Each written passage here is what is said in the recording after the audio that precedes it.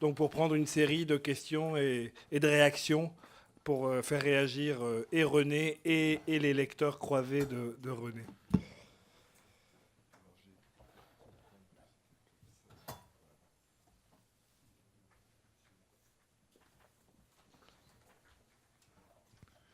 Bonjour. Excusez-moi. Est-ce que vous pouvez vous présenter? Non, ça marche. Vous pouvez vous présenter. Il faut parler dans le micro pour... Je m'appelle André Josse et je suis responsable d'une ONG, plus particulièrement dans la région du Mali, au nord de Bamako. Je dis responsable, je triche un peu parce que je ne suis que président d'honneur maintenant. Ayant été responsable pendant très longtemps, j'ai laissé la place à des jeunes et ça, c'est préférable parce que j'ai des problèmes de santé. Je voulais venir malgré tout aujourd'hui, entre deux hospitalisations, pour appuyer ce que dit M. Koulibaly. Dans la région où nous intervenons, en 10 ans, nous sommes intervenus à peu près dans 80 villages et nous avons équipé environ 4 000 exploitations agricoles en matériel simple. Hein, c'est-à-dire, quand on arrive là-bas, ils nous disent tous, de toute façon, on n'a pas de quoi manger environ pendant 3 à 5 mois. Donc, et en fait, quand on analyse un peu, c'est vrai qu'ils n'ont que la daba. Donc, on leur fournit une bourrette, une pelle, une pioche, un râteau, une fourche. Et ensuite, on les encadre pour faire du compost. Pendant 2 ans, on a vu les résultats avec les anciennes semences.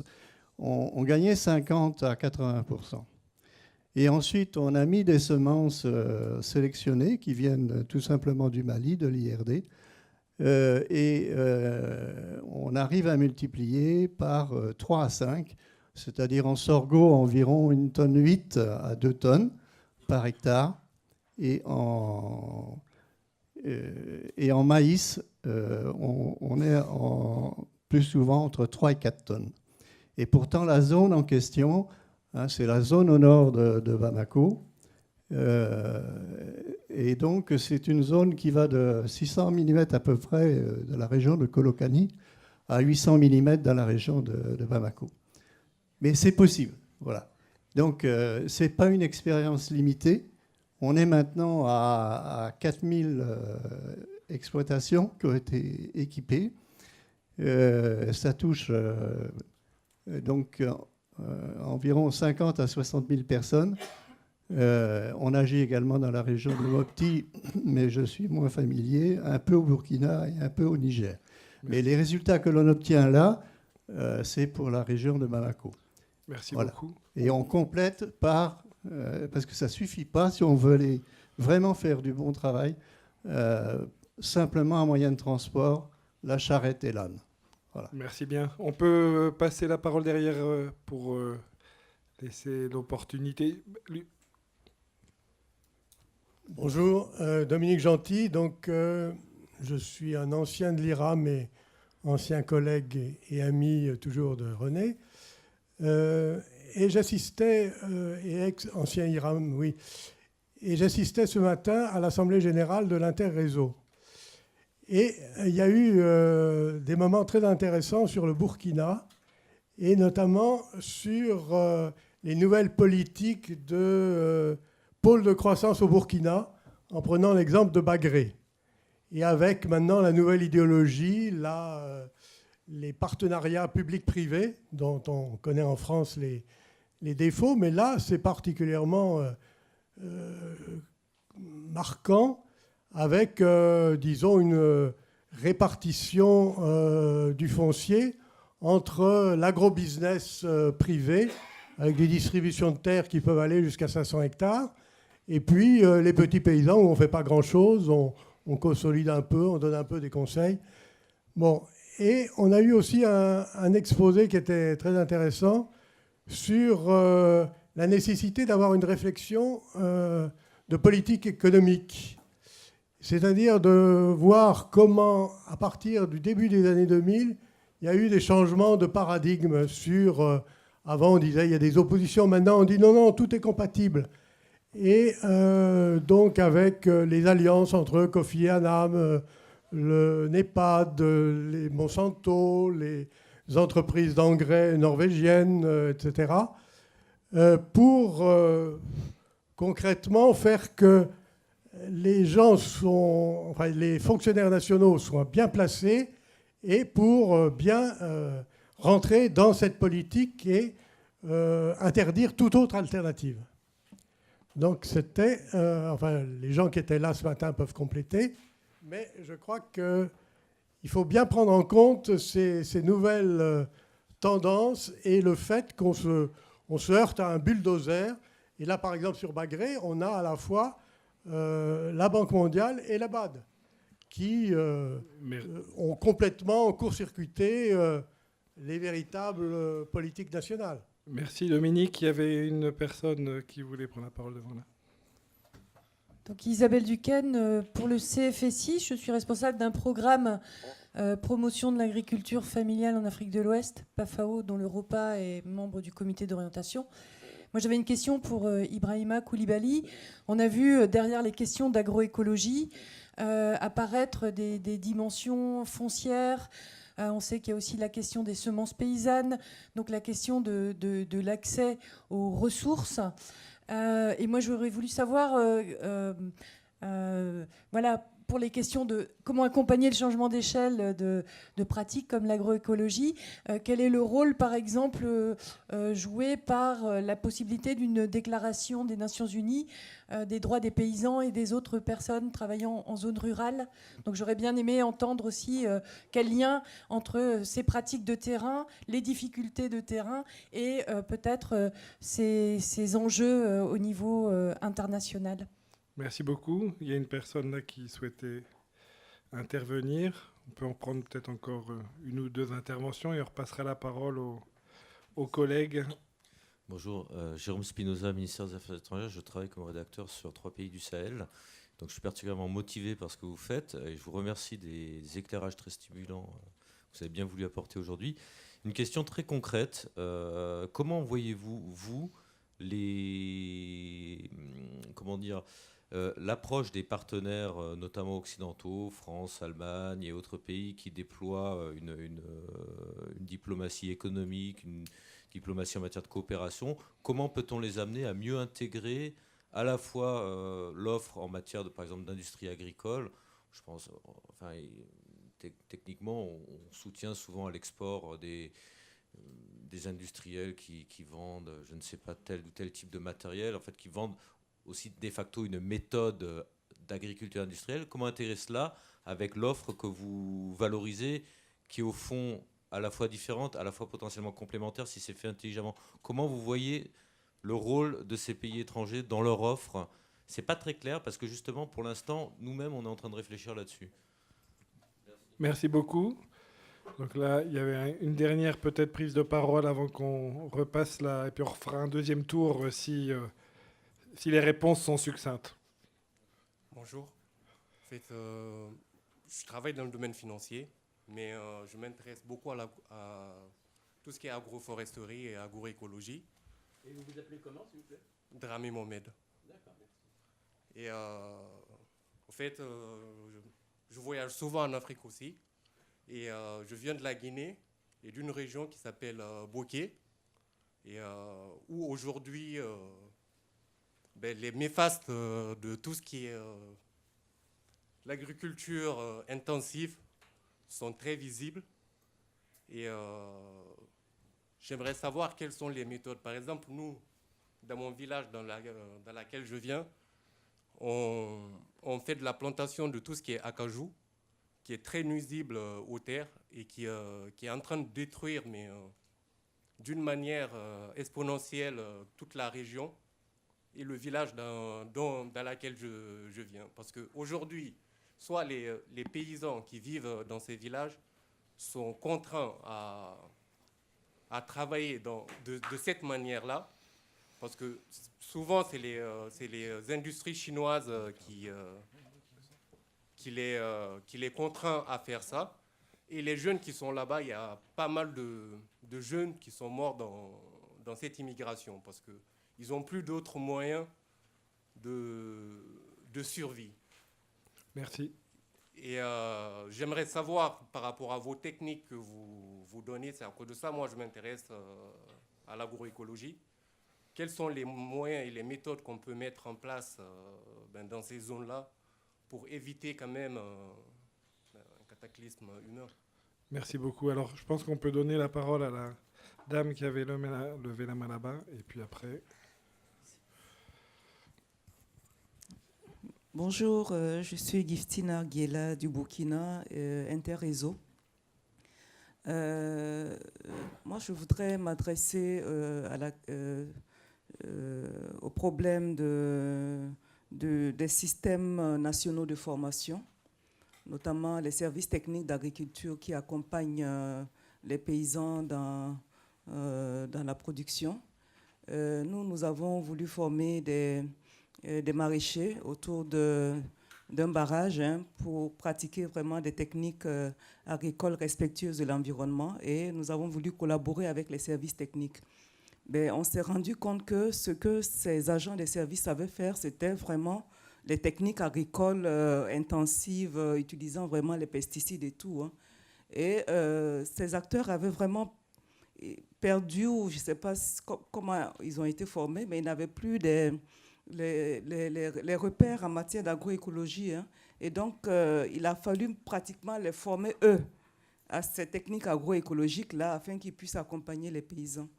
Et donc, est-ce qu'il n'y a pas vraiment un enjeu important de réforme même du système de formation au niveau des écoles de formation, pour que vraiment le conseil agricole puisse être renouvelé sur ces bases vraiment agroécologiques? Si on ne s'attaque pas à ce défi-là, sur le terrain, l'accompagnement qui sera apporté aux paysans sera toujours orienté vers l'utilisation massive de ces pesticides qu'ils ne maîtrisent pas, parce que ça vient de partout. Quelqu'un disait qu'ils ne savent pas lire et écrire. Ils ne savent ni lire ni écrire pour la plupart. Et donc, ils utilisent des pesticides tout venant des herbicides aujourd'hui. Le gros problème, même, c'est les herbicides qui vraiment détruisent tout sur leur passage. Voilà. Donc, ma question s'adresse à ces réformes-là du système de formation des services techniques. Merci, Gifty. Donc, René, tu prends une... Oui, merci. Pour répondre à plusieurs commentaires, et d'abord, je voudrais les remercier parce que c'est très riche. Et j'ai commencé par quelques commentaires issus de la table ici. Aurélie, il y a effectivement des choses qui sont en train de se construire entre les organisations paysannes, les ONG et les chercheurs, qui sont tout à fait intéressantes. Mais on se heurte à des problèmes tels que ceux qui sont évoqués par Guy, c'est-à-dire qu'une ONG, elle n'a pas 10 ans de travail devant elle au même endroit. Et là, il y a vraiment un énorme problème de politique de financement. Et si chaque fois les bailleurs de fonds veulent remettre au pot tous les 3 ans pour remettre en concurrence, on ne va jamais arriver à construire dans la durée. Là, il y a un problème de politique publique à l'échelle française et européenne qui est considérable. Heureusement, il y a des ONG qui arrivent à travailler dans la continuité locale, et je pense en particulier celle avec qui on travaille au Burkina, qui est l'ARFA, l'Association pour la recherche et la formation en agroécologie. Et j'en profite pour répondre à notre dernière collègue que si vous voulez faire de l'apprentissage à l'agroécologie maraîchère au Burkina, il faut voir l'ARFA et puis les gens de Bioprotect, etc. Là, il y a des techniques, des produits, etc. Je répondrai après l'autre aspect de votre question. Mais c'est un des sujets sur lesquels j'aimerais avoir le temps de travailler dans les années qui viennent. C'est comment est-ce que des ONG et des organisations paysannes peuvent créer localement des dispositifs sur lesquels les chercheurs peuvent travailler. Bon. Et pour que des chercheurs puissent travailler, il leur faut de la continuité dans les dispositifs, il faut des éléments de comparabilité, etc., etc. Je crois que nous pouvons leur offrir, à partir de modèles de comparaison simples sur ce que nous appelons des champs écoles, etc.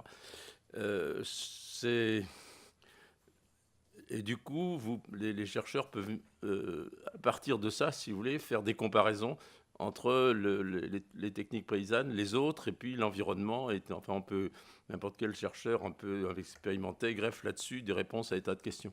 Mais il faut une continuité, une comparabilité dans les dispositifs, si vous voulez. Je crois que ça n'est pas impossible, mais il y a encore beaucoup de boulot à faire. Et j'en profite pour répondre partiellement à notre collègue, là, dont j'ai mal noté le nom. D'abord, moi, je travaille pas, je ne travaille plus avec les établissements d'enseignement agricole. Il y a longtemps, je travaillais avec l'IDR, et puis après, bon. La seule chose qu'on peut faire dans ce domaine, et qui pourrait être un facteur de changement, il ne suffit pas d'arriver avec un nouveau manuel de l'agroécologie en leur disant « vous ne savez rien, apprenez », etc. Il faut les accompagner dans quelque chose qui les intéresse. Et donc, il faut créer des conditions de collaboration de longue durée entre des établissements français, par exemple, et des établissements burkinabés. Il y a quelque chose qui est en train de se créer, j'espère, enfin au moins les prémices sont là, entre Matourkou et puis l'ESA d'Angers. Bon. L'ESA d'Angers, c'est une école pour laquelle j'ai beaucoup d'estime parce qu'elle a beaucoup d'expérience et puis elle est restée très proche du monde rural puisqu'elle en est issue, si vous voulez. Il y a des gens qui sont très forts dans des domaines qui sont importants. Voilà, si Matourkou et l'ESA d'Angers arrivent à travailler ensemble pendant plusieurs années en s'appuyant sur des expériences de terrain, on fera changer les mentalités. Mais il faut ce type d'accompagnement et il faut de l'argent, de la continuité, puis il faut avoir je ne sais pas trop quoi, mais enfin il le faut, là ça marche. Voilà. Je m'arrêterai là dans mes... Ah si, je voulais dire 2 mots sur ce qu'a dit Monsieur Josse, là, on se connaît depuis déjà un certain temps, on a fait un bout de chemin ensemble, votre collègue malien est venu passer quelques temps avec nous au Burkina. Je n'ai jamais pris le temps d'aller vous voir, ce que je regrette, mais vraiment tout ce que j'ai lu et entendu sur ce que vous faites va tout à fait dans le sens qui nous intéresse. Et ça démontre effectivement que il y a une possibilité, en accompagnant les paysans avec des moyens de proximité qui ne sont pas chers et qui peuvent rembourser, on peut commencer à avoir des changements tout à fait importants, si vous voulez. Bon. Et je trouve que cette expérience est très intéressante. Bon, puis je m'arrête là pour le moment parce que j'ai noté pas mal de questions, mais je voudrais laisser mes autres collègues répondre également. Merci René. Aurélie, est-ce que tu souhaites intervenir avant que Ibrahima a été beaucoup interpellé, donc il aura beaucoup de choses à dire, mais peut-être qu'il y a des éléments complémentaires. Oui. Donc, pour rebondir un peu sur ce qu'a dit René et puis répondre à Gifty par la même occasion, puisque donc Matourkou, c'est une école d'ingénieurs qui est à Bobo-Dioulasso qui forme des ingénieurs, des techniciens agricoles et des conseillers agricoles.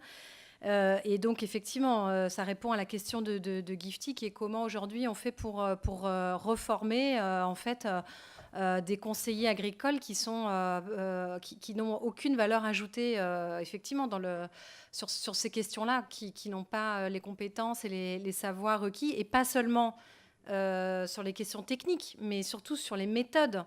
Ils ont été formés au transfert de connaissances. Ils viennent, ils expliquent et puis ils s'en vont. Donc là aussi, il y a tout un apprentissage, tout des cursus de formation à créer sur comment on fait pour travailler avec un producteur, comment on fait pour répondre à ces questions au fil de ses besoins, etc. Et pas simplement faire des formations sur des techniques et puis les laisser se débrouiller. Donc, sur cette question donc des services nationaux d'agriculture, bon, je pense c'est sûr qu'aujourd'hui au Burkina Faso, il n'y a pas de politique particulière. Il y a une tentative portée par les OP de prendre une place plus importante dans ce système de conseil. Les OP ayant développé effectivement ces 15 dernières années, suite au retrait de l'État, des compétences plus importantes dans l'accompagnement de leurs membres, justement en l'absence des services de l'État. Et aujourd'hui, il y a une idée qui serait de mettre à disposition ces conseillers du ministère de l'Agriculture au service des OP, pour avoir justement être formés par les OP. Donc ça, c'est quelque chose qu'on va expérimenter, qui est proposé comme expérimentation, qui permettrait de recycler un grand nombre de ces conseillers agricoles. Et la question pour les générations futures, c'est comment on forme de nouveaux techniciens formés aux dernières techniques. Donc effectivement, l'accompagnement, la collaboration avec des écoles étrangères comme des écoles françaises, mais il y a aussi les Allemands qui ont des propositions très intéressantes sur les centres d'innovation verte. Il y a beaucoup de dispositifs, il ne faut pas croire, il y a énormément de propositions qui sont faites aujourd'hui autour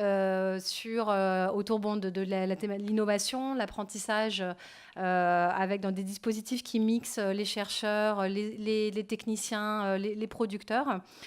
Beaucoup d'initiatives dispersées, mais qui sont là. Donc je pense que on les connaît mal. En fait, c'est aussi un peu une réponse à la question de monsieur sur les diplomaties. C'est vrai qu'il y a beaucoup de stratégies différentes et on le voit sur le terrain, qui sont plus ou moins complémentaires. Donc, par exemple, la coopération danoise a une approche assez intéressante qui est de dire, nous, on veut confier des budgets importants à des organisations nationales pérennes qui vont être capables de gérer cet argent, de le mettre en œuvre pour accompagner le développement de leur pays et non pas avoir sans cesse des intermédiaires étrangers. Et donc, elle sollicite des fondations pour financer...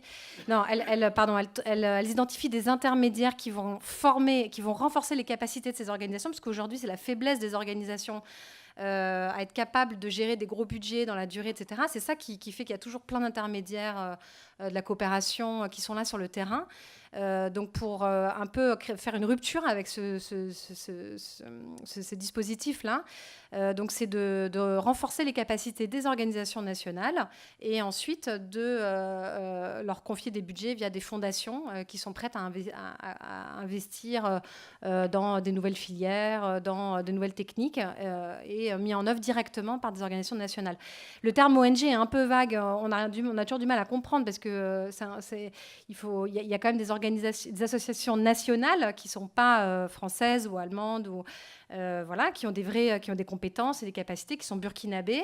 Et il y a effectivement des ONG internationales qui ont des représentations. Voilà, et c'est pas du tout le même type d'acteurs, c'est pas les mêmes façons de faire. Bon.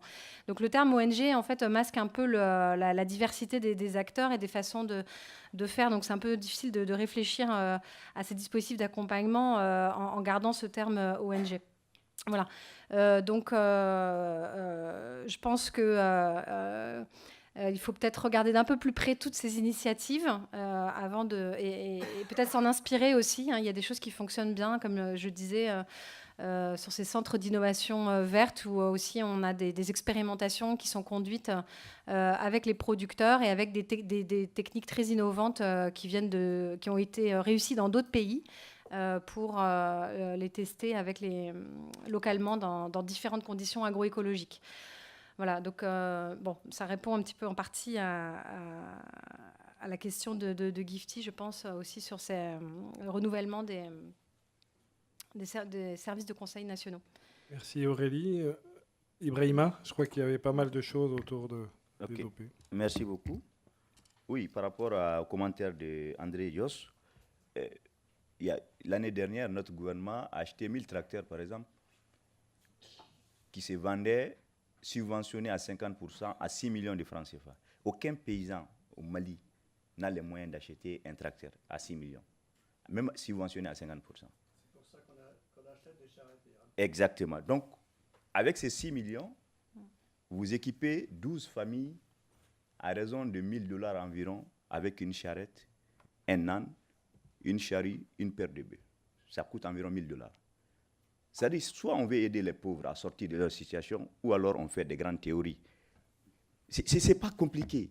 Avec ça, tu changes la situation d'une famille paysanne. Et quand vous allez les voir réellement, ce sont ces besoins qui vont vous poser. Nous avons besoin d'une paire de bœufs, d'une charrue, d'une charrette et un âne. Équipement générique de base. Mais personne n'en veut. Personne ne veut parler de ça. Personne ne veut financer ça. Et on se cache derrière les procédures. Ça m'amène un peu à la question des barres de fonds. Parce que toujours, oui, soit Parce que si vous parlez de procédures pour financer des pauvres, ben vous n'allez jamais les financer. Vous allez donner de l'argent à des voleurs qui savent faire des beaux papiers, des beaux rapports, des beaux audits, mais vous savez très bien que votre argent a été volé. Tout le monde sait que l'argent est volé. Tout le monde le sait. Mais, et pourtant, on continue. Donc, c'est vraiment triste. Et on voit la situation se dégrader. Tous les jours, ça se dégrade. Juste une petite chose. Quand on a fourni la charrette et l'âne, Oui. on demande le remboursement de la charrette. Aucun problème. Mais je suis d'accord avec. Je ne suis pas pour qu'on donne tout gratuitement, mais je pense... 2 à 3 ans après, l'agriculteur s'est équipé par lui-même des bœufs et de sa charrette. OK. Bon. Donc, je pense qu'effectivement, si on veut réellement avancer, c'est possible de le faire. Donc, par rapport à la question sur oui, je pense que je l'ai un peu abordé. Il faut que les bailleurs de fonds, ceux qui veulent, en fait, si réellement ils sont sincères, qu'ils changent leur approche. Je pense qu'on a déjà vu trop de choses, et rien n'a marché. En tout cas, tout ce qui vient par le haut a échoué. Donc, autant maintenant faire confiance aux dynamiques locales et laisser les acteurs créer leur propre chemin et les soutenir dans ça. Et les ONG qui croient en ces chemins, soutenir ces genres d'ONG. Donc, je pense que ce sont ces dynamiques, les chercheurs qui croient à ça. Peut-être qu'il y en a, il y en aura de plus en plus peut-être. Donc, je pense que ce sont ces constructions qui sont les constructions du futur peut-être. Mais quand il n'y a pas d'argent, le paysan, lui, il va où? Il est obligé de continuer à travailler parce qu'il vit de ça. Quand il n'y a pas d'argent, le chercheur va continuer, lui, il va chercher ailleurs. Même l'ONG peut aller ailleurs, sur d'autres thématiques où il y a des fonds. Mais les paysans ne peuvent aller nulle part que de produire de l'aliment pour se nourrir d'abord et vendre une partie pour faire face à ses autres besoins. Donc, il faut qu'on arrive à croire aux familles paysannes, à investir dans les vrais besoins de ces familles paysannes, dans les structures qui forment les propres systèmes de formation que les paysans, ces familles paysannes et leurs organisations sont en train de mettre en place avec l'accompagnement de certains acteurs ou même sans accompagnement. Il y a des cas où il n'y a même pas d'accompagnement, les gens arrivent à faire des choses. Donc, je pense que c'est ça la voie de l'avenir.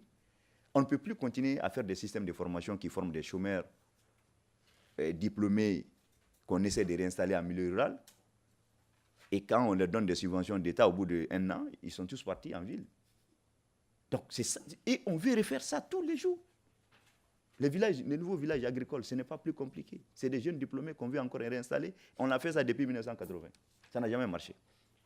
Donc, Agropole, c'est encore une élite des gens riches qu'on veut prendre pour amener, subventionner avec les fonds publics. Parce qu'ils ont fait ils ont fait des études, les paysans ne sont pas éduqués. Donc, on fait confiance à ceux qui ont fait. On subventionne ceux qui ont une chance de s'en sortir déjà. On refuse de donner le minimum à ceux qui n'ont aucune chance de s'en sortir. Donc, c'est vraiment ce genre de monde dans lequel nous sommes. Et on s'étonne que certains aillent rejoindre des groupes avec des armes. Mais ils n'ont pas d'autre choix. Il ne faut pas s'étonner. Il y aura de plus en plus de terroristes. Il y en aura. C'est comme des champignons, ça va pousser. Parce qu'on a créé la machine à faire des terroristes. Des gens qui n'ont... Parce que moi, je ne comprends pas. Les gens, il faut qu'on comprenne. Chacun aime vivre. Pourquoi les gens se tuent? Pourquoi ils veulent se tuer? Parce qu'il n'y a plus aucune perspective. Ces jeunes qui sont en train de rejoindre ces jours. Je pense qu'il faut qu'on ait conscience qu'on est en train de créer ça. Donc, si on comprend ça, on sait qu'il est temps d'arrêter avec ce qui ne fonctionne pas. Vos impôts seront mieux utilisés. Notre argent public aussi sera mieux utilisé. Et je pense qu'en quelques années, on peut voir des vrais changements advenir. Sinon, on reste dans la situation actuelle et je pense qu'on va continuer à avoir des problèmes. Par rapport à la question de comment aller à échelle, Isabelle, bon, moi, je pense qu'effectivement, les processus comme la déclaration sur les droits des paysans sont intéressants, mais ça ne va pas changer la situation. Nous sommes d'accord. Et ce qu'il faut, c'est vraiment, il faut commencer à... je pense qu'il faut commencer à faire en sorte qu'il y ait de plus en plus de dynamiques locales, comme des processus dont René parle, comme celui dont moi je parle, comme d'autres, il y en existe beaucoup. Et il faut soutenir ça. Il faut que ces dynamiques se rejoignent de plus en plus. C'est comme ça que ça va se faire. Parce que les politiques publiques, on ne peut pas compter dessus. C'est pour ça que vous avez le Front National aujourd'hui, le deuxième tour. Donc, Chez nous, c'est pareil. C'est pareil, c'est pas sorti. Donc, on va continuer à avoir des problèmes. Et donc, moi, je ne crois pas que les politiques publiques vont changer du jour au lendemain. Mais quand ils n'auront plus le choix, et moi, je pense que ça va arriver bientôt, quand ces dynamiques locales, qui sont des dynamiques de conscientisation, des mouvements sociaux forts, vont commencer à se toucher, je vous assure, on va les balayer tous, et on va créer la vraie dynamique, la vraie démocratie participative, où on pourra mettre des vraies politiques cohérentes en place. Parce que c'est ça le problème, on n'a pas de politique cohérente. Merci. Merci Ibrahima. Je crois que Guy voulait rajouter un dernier petit mot sur les questions et après on passera la parole. Non, je crois que ça a été en partie dit. Je pense que sur l'éducation, je crois qu'il y a un élément important à faire, c'est d'une part l'éducation de base, l'information de base, mais en même temps que les techniciens soient issus du monde agricole et du monde rural et restent dans ce monde rural. Ça, c'est un point important. Alors, et donc, ça suppose pas forcément d'avoir des écoles d'ingénieurs ou des grandes lycées ou autres. Ça suppose de créer des écoles locales qui prennent en compte les questions agricoles. Et l'autre point que je voulais aussi reprendre, c'est la question effectivement des matériels, c'est-à-dire que ce soit les cassines ou autre chose. Il y a toute une possibilité de création d'emplois autour justement de l'artisanat local. Et donc forcément, on ne donne pas les charrettes, on les vend, on les donne avec un crédit remboursable et éventuellement elles sont produites localement parce qu'il y a des artisans qui ont des savoir-faire et des capacités de production sur place qui sont phénoménales. Donc là, il y a aussi toute une économie rurale à repenser pour pouvoir développer une agriculture ou une agroécologie telle qu'on a dit. Merci. Alors, je crois qu'il y a eu plusieurs messages plus ou moins subliminaux vis-à-vis des bailleurs de fonds et de l'AFD. Alors, peut-être que Jean-Luc aura envie de réagir à ces différents échanges. Oui, juste pour dire que l'AFD ne finance pas les agropoles de Bagré. L'AFD ne finance pas le programme d'acquisition des tracteurs au Mali qu'évoque Ibrahima Coulibaly. Donc, tous les bailleurs ne sont pas identiques. Et ensuite, au sein même de certains bailleurs, la discussion n'est pas si simple. Et nous avons passé 2 jours avec des amis du Mali, du Burkina, du Sénégal, à parler de la question de l'accès au foncier sur les terres irriguées par des programmes d'investissement publics que nous demandent les gouvernements. Et on voit bien, nous avons passé 2 jours à Nogent pour parler de ça, dans le cadre des comités fonciers, techniques et développement et du comité scientifique et technique sur l'eau agricole, avec des gens qui devaient être à l'Assemblée générale d'Interréseau, sans doute aussi ce matin. Et on voit qu'il y a des contradictions internes aux organismes qui se discutent. Bon, mais je crois que, évidemment, parler derrière Ibrahima Coulibaly, qui nous décrit la situation dans laquelle sont de nombreuses régions du Sahel, est assez difficile. Cependant, vous me permettrez de dire que les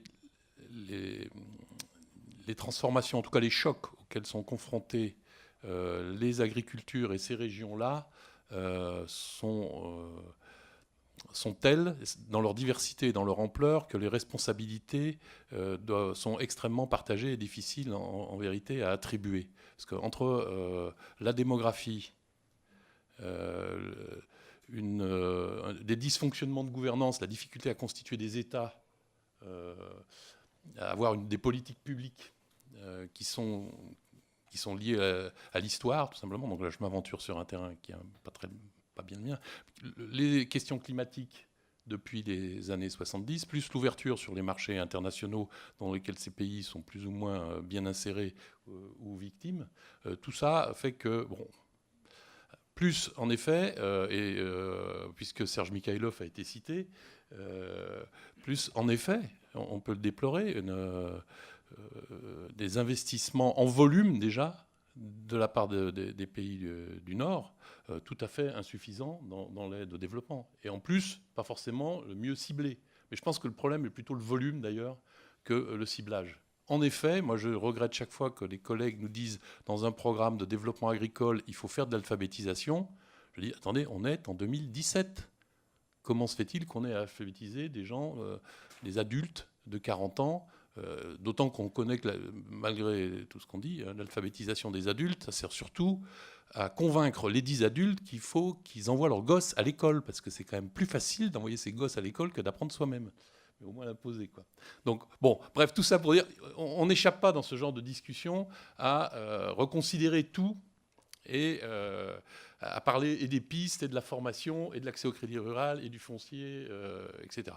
Alors, je voulais dire aussi, on ne peut pas dire que les paysans d'autrefois avaient toutes les solutions écologiques, agroécologiques, qui permettent l'intensification.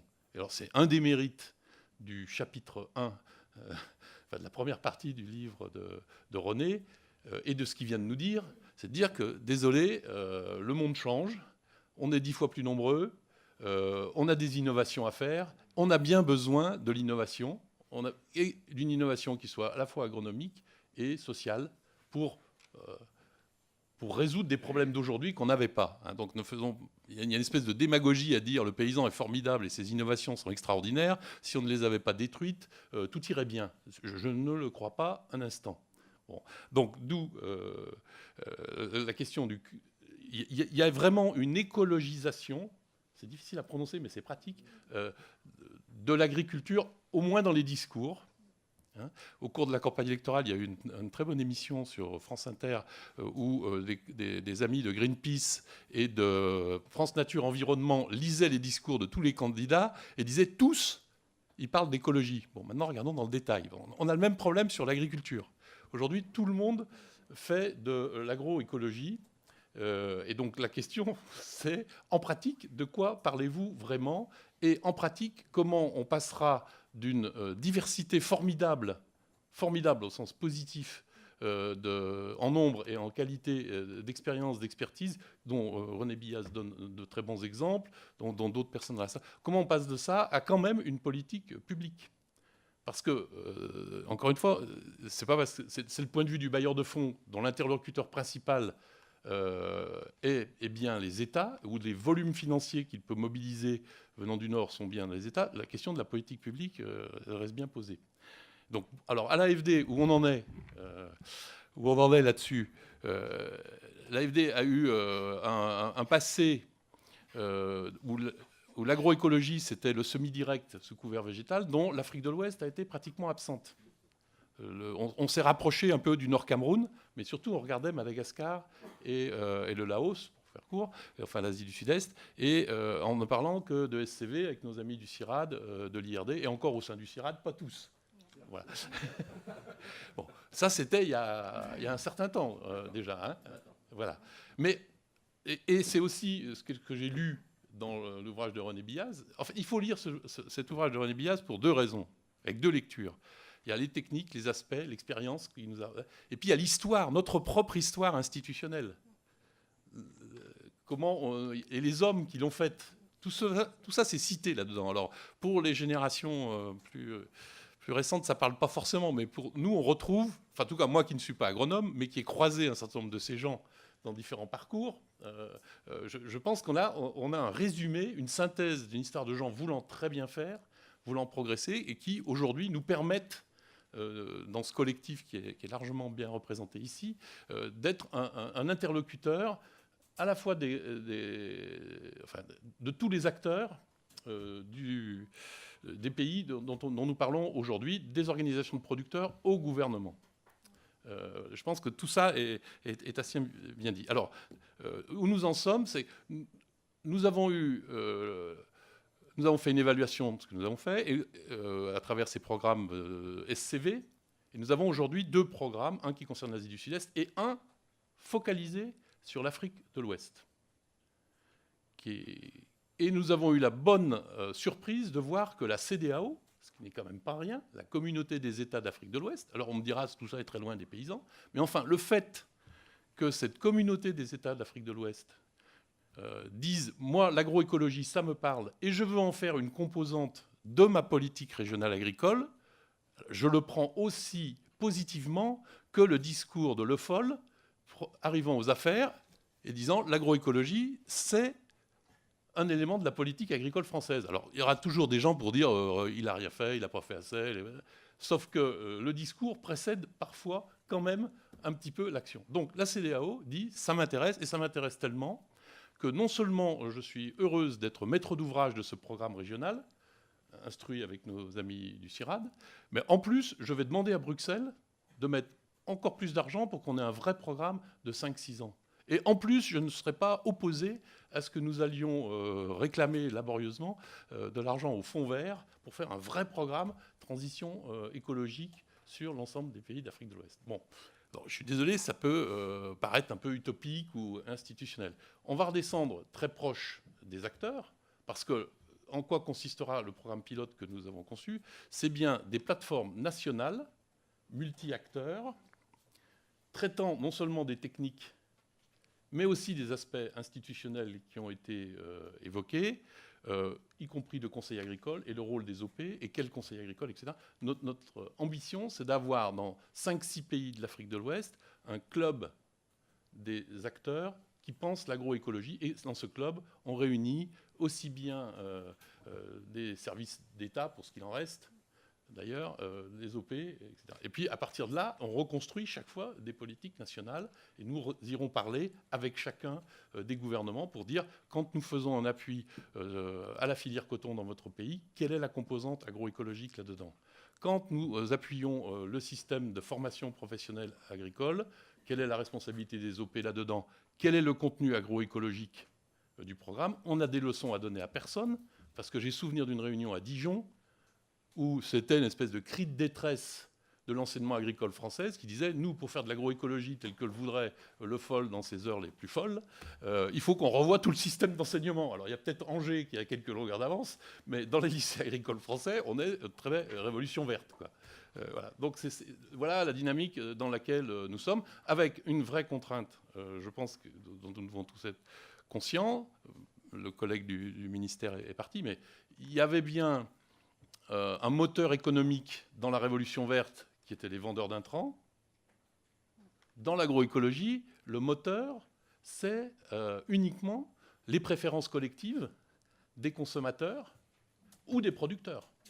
Et c'est la question, pour les producteurs, c'est est-ce que quand je travaille, ma marge nette progresse? Est-ce que je ne m'expose pas à des pesticides qui mettent en danger ma santé, etc. Donc il y a aussi ces questions-là. Voilà, on en est là à l'AFD, et je pense qu'on rentre.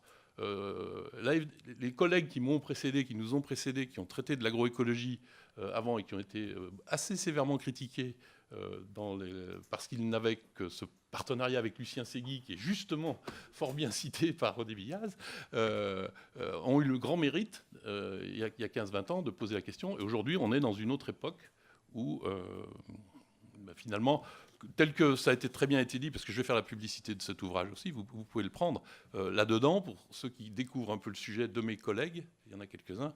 Regardez, tout est dit en 2004 par Grancel, Intereso, sur l'agroécologie, comment on peut